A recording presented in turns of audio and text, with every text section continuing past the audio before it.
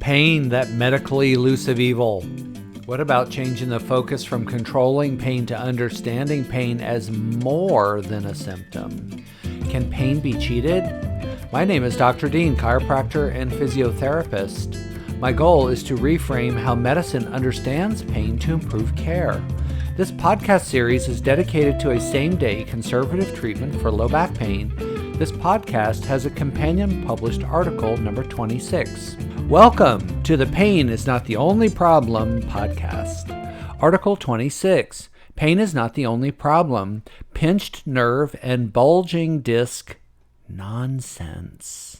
These articles intend to reevaluate the prevailing clinical practices thought to manage low back pain, submit and debate novel low back pain contributors and mechanisms, meet patient expectations and satisfaction and clinically meaningful results, and recommend a conservative, non-surgical course of care to override pain instantly, and restore ADLs and patient confidence on the first visit at low cost. Bulging disc hypothesis nonsense. Arguments for the assertion that disc herniation causes low back pain is unsupported by the evidence. Neither disc herniation nor spinal cord compression contribute to non-traumatic low back pain in more than 90% of cases. The hypothesis that a bulging disc is the cause for low back pain or radicular pain is nonsense. ICD-10 codes M46 discitis, M51 IVD degeneration, M99 IV disc stenosis, G57 sciatica categories only describe lumbar disc association, not a direct cause for pain. It is tempting for the radiologist and the clinician to point their pencil eraser at the disc herniation, and with armor propre, it is tempting for the radiologist and the clinician to point their pencil eraser at the disc herniation, and with amour propre, insist that it is the cause and stop their search. According to Moreau and Ianetti, 2018, demonstrating that a neural response is specific for pain is practically impossible. According to Punjabi 2006, the exact cause of most low back pain remains unproven. Waite et al. 2017, medical error is the third most common cause of death in the United States. The bulging disc hypothesis goes something like this. A patient presents with back pain and or radicular symptoms, and diagnosis is delayed until imaging and interpretation are completed. With the imaging report in hand, the findings of disc disorder are determined to be the cause of the pain.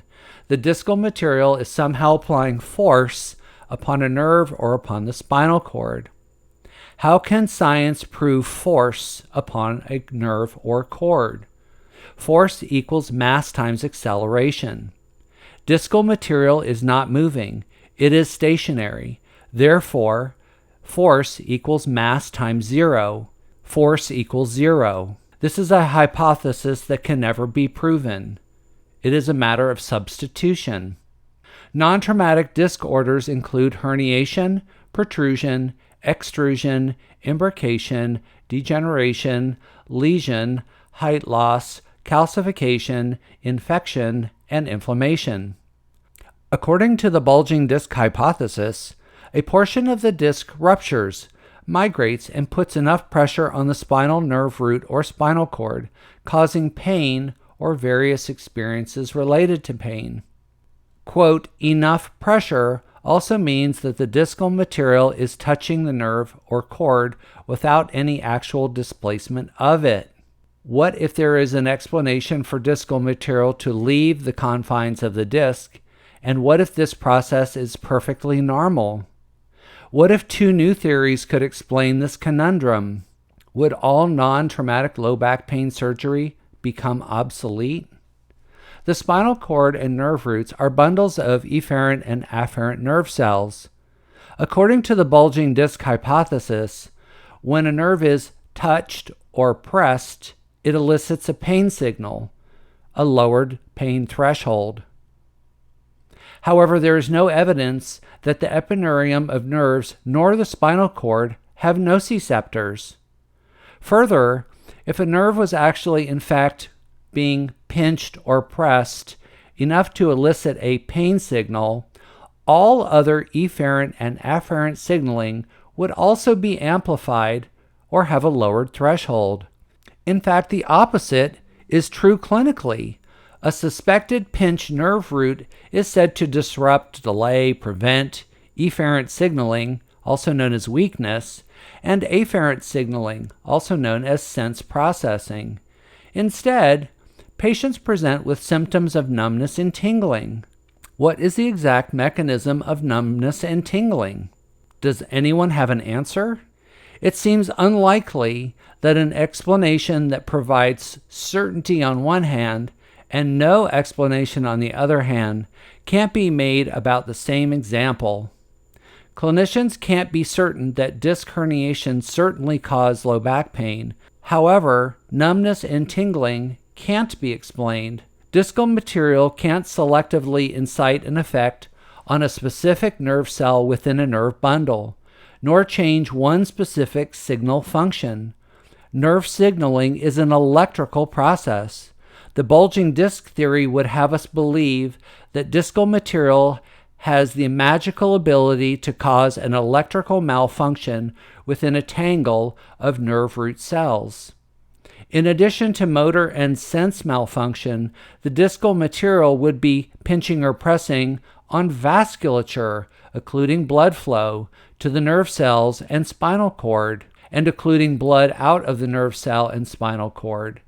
This represents arterial supply and venous drainage. Therefore, simultaneous necrosis and edema would be demonstrated within the nerve root and spinal cord.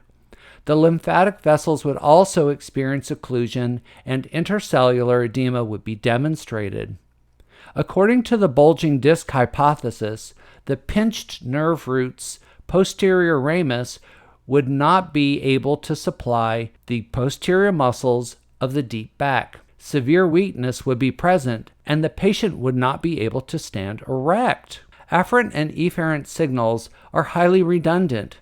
Redundancy preserves function in cases when innervation in the vasculature is interrupted. The nerves within the cauda equina, L2 to S2, all low back pain patients essentially, are individual nerves loosely arranged in a disorganized bag.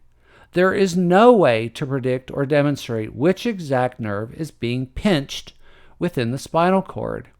It is logical to assume that it is the one most approximating the discal material, but this is an assumption. Spinal nerves refer 2 to 4 levels above and below a nerve root lesion, not just the level of demonstrated lesion.